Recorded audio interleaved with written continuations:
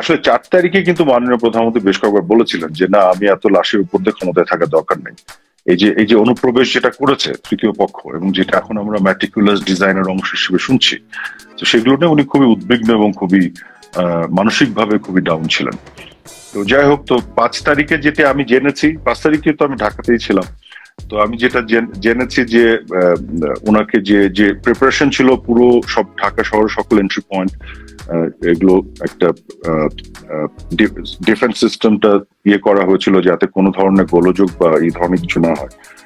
তো মাননীয় প্রধানমন্ত্রীকে যে বলা হয়েছিল, আমি যতটুকু জানি যে হয়তো এটা প্রোটেকশনের জন্য অনেক মানুষ আরো মৃত্যুবরণ করতে পারে, তখন তিনি এটাকে নাকচ করে দিয়েছিলেন। উনি বলেছিলেন যে এভাবে উনি ক্ষমতায় থাকতে চান না, এবং তখন তিনি বলেছিলেন যে উনি পদত্যাগ করবেন এবং বঙ্গভবনে যে উনি সেটা হস্তান্তর করবেন এবং 2 দিন সময় নেবেন পরবর্তী সরকার যারা আসবে, তারপর উনি টুঙ্গিপাড়ায় চলে যাবেন। এই একই বিষয় উনি 4 তারিখেও বেশ কয়েকবার বলেছিলেন। আমার নিজেরও মনে আছে, আমিও ছিলাম, যে উনি আর থাকবেন না, উনি টুঙ্গিপাড়ায় চলে যাবেন, উনি শেষ জীবন ওখানেই কাটাবেন, এরকম একটি বিষয় ছিল। কিন্তু যেটি হলো যে 5 তারিখে যখন উত্তরা দিক থেকে আসলে ছেড়ে দেওয়া হলো এবং তারপরে মাননীয় প্রধানমন্ত্রীকে এসে বলা হলো যে না, মব চলে আসছে এবং মাননীয় প্রধানমন্ত্রীকে যদি তারা গণভবন থেকে রিমুভ না করে, তাহলে এসএসএফ এবং পিজিআর এর যে অব্লিগেশন আছে, কনস্টিটিউশনাল অব্লিগেশন, তাদেরকে কিন্তু গুলি ছুটতে হবে, এবং মাননীয় প্রধানমন্ত্রীকে ওখান থেকে শিফট না করলে সেক্ষেত্রে দেখা যাবে যে আবার ক্যাজুয়ালিটি হওয়ার সম্ভাবনা আছে। তো তারা একটা হিসেব করে বললো যে 45 মিনিটের মতো সময় পাওয়া যাবে মব এখানে আসছে। তো তখন উনি বলেছেন ঠিক আছে, উনি যদি বঙ্গভবনে না যেতে পারেন উনি টুঙ্গিপাড়ে চলে যাবেন। তো ভারতে চলে যাওয়ার আসলে কোনো পরিকল্পনা ছিল না, এটা প্রশ্নও আসে না। কিন্তু তখন আমি যতটুকু জেনেছি পরবর্তীতে ওনাকে অনেকটা ফোর্স করে, অনেকটা জবরদস্তি জোর করে ওনাকে হেলিকপ্টারে উঠানো হয়েছিল, নিয়ে যে দেশের বাইরে পাঠিয়ে দেওয়ার একটা বিষয় ছিল। কিন্তু উনি কিন্তু শেষ পর্যন্ত উনি টুঙ্গিপাড়ায় চলে যেতে চেয়েছিলেন, দেশ ছাড়তে উনি চান। এবং এটা যেটা বলা হচ্ছে যে উনি দেশ ছেড়ে চলে গেছেন বা পালিয়ে গেছেন, যে শব্দগুলো ব্যবহার করা হচ্ছে না, ভবিষ্যতে এগুলো বের হবে, উনাকে জোর করে বাধ্য করা হয়েছিল। কিন্তু আমরা যেটা শুনতে পাচ্ছি বা যেটা বলা হচ্ছে যে তিনি আরো মানে গুলি করে হলো, আরো হতাহত করে হলেও তিনি ক্ষমতায় থাকতে চেয়েছিলেন, এমনকি তিনি কোনোভাবেই পদত্যাগ করতে রাজি ছিলেন না। একেবারে মিথ্যা কথা। রেহানাকে দিয়ে অনুরোধ করানো হয়েছিল। শেষে সজীব ওয়াজেদ জয় মিথ্যা কথা। কারণ হচ্ছে একেবারে মিথ্যা কথা। কারণ উনি তো 4 তারিখেই আপনার বিকেলের পর থেকে কয়েকবার আমাদেরকে বলেছিলেন উনি আর থাকতে চান না। উনি এভাবে বলছিলেন যে আমি দেশ চালাতে পারছি না, এত হচ্ছে, ওদের এত খারাপ লাগছে, ওরা দেশ চালাক, আমি টুঙ্গিপাড়ায় চলে যাবো। উনি ক্ষমতা ছেড়ে দিতে 4 তারিখে বেশ কয়েকবার বলেছিলেন। কাজে এগুলো একেবারেই, আমরা যারা প্রত্যক্ষদর্শী আমরা জানি এগুলো একেবারে মিথ্যা কথা। এবং যেটি হয়েছিল, যেটি সজীব ওয়াজেদ জয়কে ফোন করে তাকে যেটা বোঝানোর ব্যাপার ছিল, সেটা হচ্ছে উনি দেশ ছাড়তে যাচ্ছিলেন না, উনি ক্ষমতা তো আগে দিনই ছাড়তে চেয়েছিলেন। এবং উনি বলেছিলেন উনি পদত্যাগ পত্র লিখে সাইন করবেন রাষ্ট্রপতির কাছে, যে উনি এটা হস্তান্তর করবেন এবং পরবর্তী সরকার যেই আসবে, যেভাবে আসবে, সেটি উনি ওভারসি করবেন। কিন্তু তারা যখন তাকে জোর করে বঙ্গভবন থেকে বের করে দেশের বাইরে পাঠাতে চাচ্ছিল, সেই সময় উনি এটা জিদ করেছিলেন, উনি দেশের বাইরে যাবেন না। তখন ওই শেখ রেহানাকে দিয়ে বোঝানোর ব্যাপার বা জয়কে ফোন করা হয়েছিল, এই বিষয়গুলি ঘটেছে। কিন্তু আগের দিনও 4 তারিখ উনি বারবার বলেছেন উনি থাকবেন না, এবং উনি বারবার একই কথা বলতেন, উনি টুঙ্গিপাড়ায় চলে যাবেন। আমরা বরং 2-1 জন বলেছিলাম যে আপনি টুঙ্গিপাড়ায় চলে যাবেন, ক্ষমতায় থাকবেন না, ওরা তো আসলে আপনাকে হত্যার পরিকল্পনা করছে। সামনে আছে একটা আন্দোলন, আর পিছন দিকে তো বিভিন্ন ধরনের জঙ্গি এবং এসব সন্ত্রাসীদেরকে নিয়ে এক ধরনের ওনাকে হত্যা করার পরিকল্পনা ছিল। তো এই ধরনের অনেক কমপ্লিকেটেড একটা সিচুয়েশন ছিল 4 তারিখ 5 তারিখে পুরোটা মিলে। তো এইগুলো সত্য আস্তে আস্তে ধীরে ধীরে বের হবে ভবিষ্যতে। আরেকটি জিনিস ধরেন 3 তারিখে সেনাপ্রধান এবং তাদের সেনাবাহিনীর যে বৈঠকটি হয়েছিল, সেখানে কিন্তু ঘোষণা দেওয়া হয়েছিল, রীতিমতো ঘোষণা দেওয়া হয়েছিল যে তারা কোনোভাবে গুলি চালাবে না। আপনারা কি তারপরও বুঝতে পারেননি যে সময় ফুরিয়ে গেছে? না, কারণ গুলি চালাবেন কেন? আমরা তো গুলি চালানোর কথা বলি নাই। ওনারা বলেছিলেন যে জনগণের উপরে গুলি চালাবেন না, এবং আমরা কি চেয়েছি? আমরা তো বলেছি জনগণের উপরে কোনোভাবেই গুলি চালানো যাবে না। কাজে তার অবস্থান আমাদের অবস্থান তো একই ছিল। এবং 4 তারিখে তো আমাদের জাতীয় নিরাপত্তা কাউন্সিলের মিটিং হয়েছে, সেই 4 তারিখে সে মিটিং আমি ছিলাম, সেনাপ্রধান ছিলেন, 3 বাহিনীর প্রধান ছিলেন, নিরাপত্তা উপদেষ্টা এবং সবাই বিভিন্ন সংস্থার প্রধান ছিলেন। মাননীয় প্রধানমন্ত্রীর নেতৃত্বে মিটিং হয়েছে, সেখানেও তো সেনাপ্রধান বক্তৃতা দিয়েছিলেন।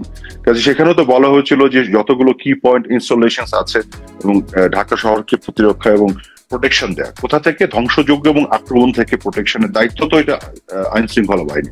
তো সেই একটা শহরকে, একটা রাষ্ট্রকে আপনার সুরক্ষা দেয়া আর জনগণের উপর গুলি চালক, দুটো তো দুই জিনিস। ওইটার মধ্যে আপনি মেসেজ তো পাওয়ার কোনো সুযোগ নেই, কারণ আমাদের অবস্থান তো সবসময় ছিল যে কোনোভাবে যাতে ক্যাজুয়ালিটি না হয়, কোনো হতাহত না হয়। কারণ 16 তারিখে যখন প্রথম 6 জনের মৃত্যু হলো, আমরা তখন শকড হয়ে গেছিলাম কোথা থেকে এই ঘটনাগুলি কিভাবে ঘটছে। তারপরে তো আমরা এগুলোকে ইনভেস্টিগেশনের জন্য বললাম, এবং মাননীয় প্রধানমন্ত্রী কিন্তু জুডিশিয়াল কমিটি গঠন করে দিলেন, ইউনাইটেড নেশনস কে বললেন, জাতিসংঘকে বললেন আমাদেরকে সহযোগিতা করতে। আমাকে দায়িত্ব দেওয়া হয়েছিল, আমি নিজে বিভিন্ন সংস্থা, পৃথিবীর বিভিন্ন সংস্থার সাথে যোগাযোগ শুরু করেছিলাম ফরেন্সিক এক্সপার্ট এদেরকে আনার জন্য, একটা আন্তর্জাতিক তদন্ত করতে যে কেন এরা এই ঘটনাগুলি ঘটছে, কিভাবে ঘটছে। কারণ যতগুলি হতাহত হচ্ছে এবং মৃত্যু হচ্ছে, এটা তো আমাদের বুকের উপরে এসে ভারী হয়ে চাপছে। আমরা তো সরকারে, তখন এই দায়িত্ব আমাদেরকেই নিতে হয়, যে কারণে আমরা তো চাচ্ছিলাম না এই ঘটনা ঘটুক। আমরা তো চাচ্ছি যে টেনশনটা ডিফিউজড হোক, আমরা চাচ্ছি যাতে এই ঘটনাগুলি না ঘটুক। এবং কিন্তু যে পক্ষ চাচ্ছিল যে আরো মৃত্যু হোক, আরো হতাহত হোক, আরো টেনশন বাড়ুক যাতে সরকার পড়ে যায়, এটা তো অন্য পক্ষ চাচ্ছিল, আমরা তো এটা চাইনি। আমরা কেন গুলি ছোড়ার কথা বলবো, এবং গুলি ছোড়ার যে হবে না এটা তো আমাদেরই সিদ্ধান্ত। এটা শুনে কেন আমরা অন্য কোনো মেসেজ নিব, এটা নিয়ে তো কোনো প্রশ্ন আসে না। জি, ধরুন 16 তারিখ আপনি বলছেন যে 16 তারিখ 6 জনের মৃত্যুর পরে আপনারা শকড হয়ে গেছিলেন। তো 16 তারিখ থেকে 5 তারিখ প্রায় 3 সপ্তাহ, এর মধ্যে কিন্তু ওই 16 তারিখে মাত্র 6 জনের মৃত্যু, এরপরে প্রায় জানেন যে কি পরিমাণ, অন্তত মানে বাংলাদেশের সরকারি হিসেবেও 800-র উপরে এই সংখ্যা নিয়ে নানা রকম মতভেদ আছে, কিন্তু অনেক প্রাণহানি হয়েছে। তো এই 3 সপ্তাহ লাগলো কি আপনাদের এটা বুঝতে যে এরকম একটি পরিস্থিতি, এখানে আপনারা ধরেন আওয়ামী লীগ একটা বাংলাদেশের সবচেয়ে পুরনো রাজনৈতিক দল, তারা মাঠের একেবারে তৃণমূলের সঙ্গে আওয়ামী লীগের সম্পর্ক। তো আপনারা এই ব্যর্থতার জন্য কি এখন পর্যন্ত প্রায় 4.5 মাস 5 মাস হয়ে গেছে, তো আপনাদের মূল্যায়নগুলি কি ব্যর্থতা আপনারা আইডেন্টিফাই করতে পেরেছেন? একটা জিনিস খেয়াল করেন, 16 তারিখে যখন 6 জনের মৃত্যু হলো, আবু সাইদ সহ, ওখানে ছাত্রলীগেরও একটা ছেলে ছিল ঢাকা কলেজের, আপনার যদি মনে আছে। ওই 16 তারিখে সকালবেলা আমরা খবর পাচ্ছিলাম যে আগের দিন স্টেট ডিপার্টমেন্টের একটা স্টেটমেন্টে বলা হচ্ছে যে 2 জন নাকি মারা গেছে। তো আমরা কিন্তু খুঁজছিলাম কিভাবে 2 জন মারা গেল, আমি কোনো মিডিয়াতে রিপোর্ট হয়নি, কোথাও হয়নি। আমি 16 তারিখে দিনের বেলা সকালবেলা গণভবনে গেলাম এবং এটা নিয়ে মাননীয় প্রধানমন্ত্রীর সাথে আলাপ হলো, কিন্তু আমরা কিন্তু খুঁজে পাচ্ছি না। আমরা আমাদের সমস্ত গণমাধ্যমের যারা আছেন এবং বিভিন্ন সূত্রে যতগুলো ল এনফোর্সমেন্ট এজেন্সি আছে, আমরা খুঁজছি যে এই তথ্য কোথা থেকে পেল, এবং আসলে কিন্তু আদতে একজনও মারা যায়নি।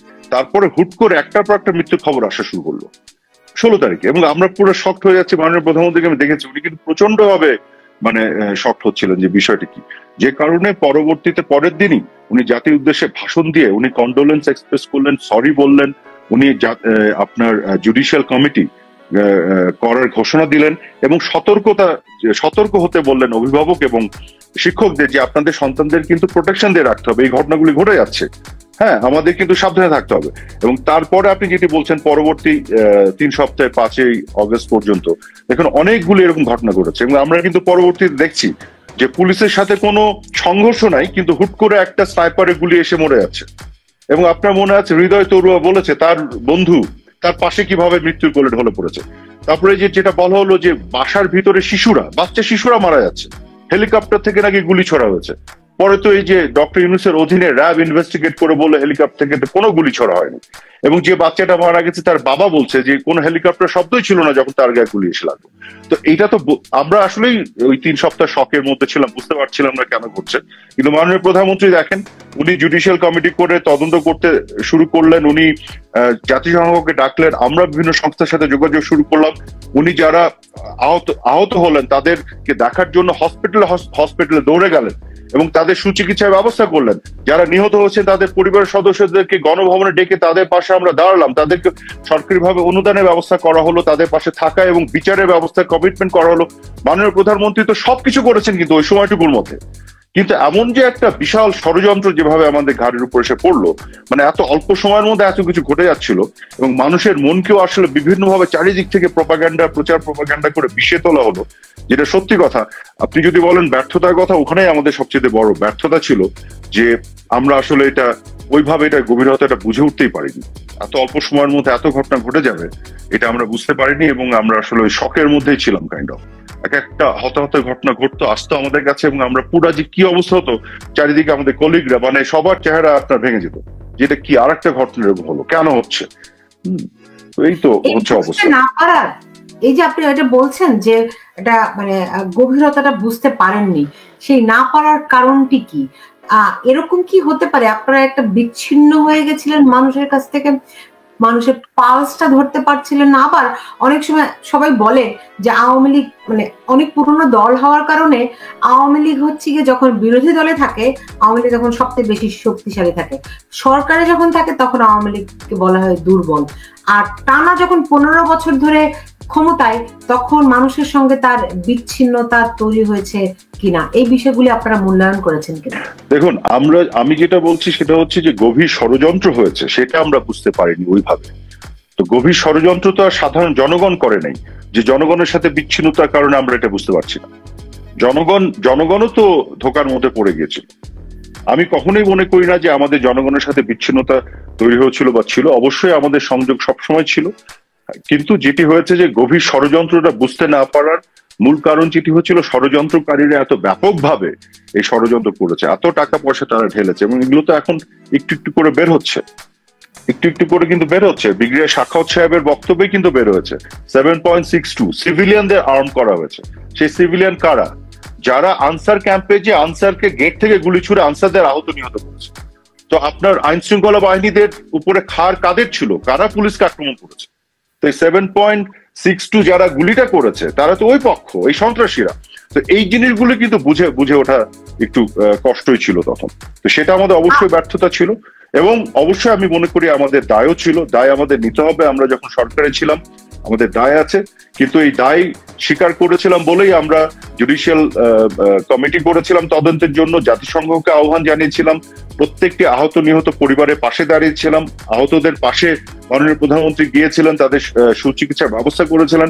আমরা দায় নিয়েছিলাম বলেই এই কাজগুলি আমরা করেছিলাম এবং এখনো আমরা বিচার চাই। আমাদের কথা হচ্ছে যে বিচারটা হতে হবে। আমরা যে জুডিশিয়াল কমিটি করেছি সেই জুডিশিয়াল কমিটি ভেঙে দিয়েছে ইউনূস সরকার। কেন? এখন পর্যন্ত তারা কোনো কমিটি করেনি তদন্তের জন্য। জাতিসংঘকে যে আমরাই তো ডেকেছিলাম, তারপরে যাই হোক তারাও ডাকতে বাধ্য হলো, কিন্তু এখন জাতিসংঘকে তারা তথ্য দিচ্ছে না।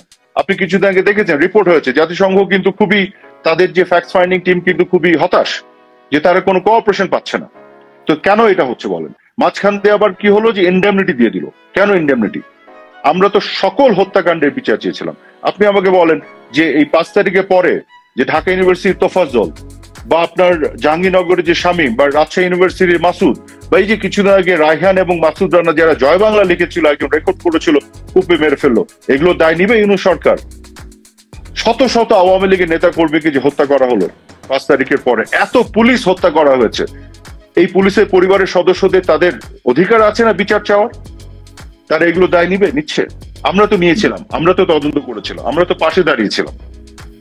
এই সরকারের ভূমিকা নিয়ে আপনার কাছে আমি ফিরবো, আমার অনেকগুলো প্রশ্ন আছে, কিন্তু মানে 5ই আগস্ট এবং ওই সময়কার ঘটনাগুলিতে এখনো আমাদের অজানাই। তখন সেনাবাহিনীর ভূমিকা আপনারা কিভাবে মূল্যায়ন করছেন এবং আপনাদের কাছে কি পুরো পরিস্থিতি সম্পর্কে কোনো গোয়েন্দা প্রতিবেদন কি ছিল নাকি ছিল না?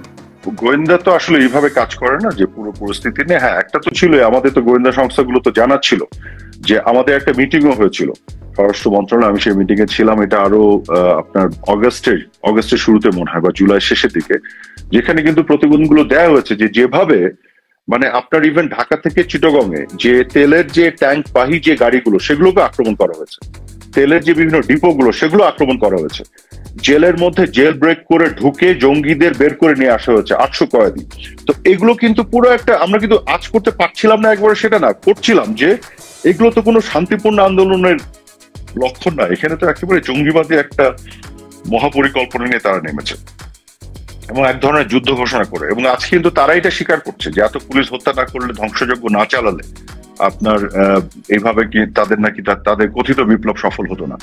তো কোটা আন্দোলনের বিষয়টা যে একটা জাস্ট কাভার ছিল, হ্যাঁ, পিছন দিকে যে ব্যাপারগুলি ছিল এগুলো প্রতিবেদনে উঠে এসছে, একেবারে আসেনি সেটা ঠিক নয়। দেখুন, বাংলাদেশে এর আগেও গণ অভ্যুত্থান হয়েছে, নানানভাবে সরকার পতন হয়েছে, কিন্তু যেভাবে করে আওয়ামী লীগ তাসের ঘরের মতো ভেঙে পড়লো, সবচেয়ে শক্তিশালী দল, সবচেয়ে বড় রাজনৈতিক দল, সবচেয়ে পুরাতন এবং অভিজ্ঞ রাজনৈতিক দল, যাদের নেতৃত্বে বাংলাদেশ স্বাধীন হয়েছে, তারা এরকম করে ভেঙে পড়ে যাবে এবং সবাই আত্মগোপনে চলে যাবে। আওয়ামী লীগ ভেঙে পড়েনি, আওয়ামী লীগ ভেঙে পড়েনি, আওয়ামী লীগ আছে, আওয়ামী লীগ ছিল এবং আওয়ামী লীগ থাকবে।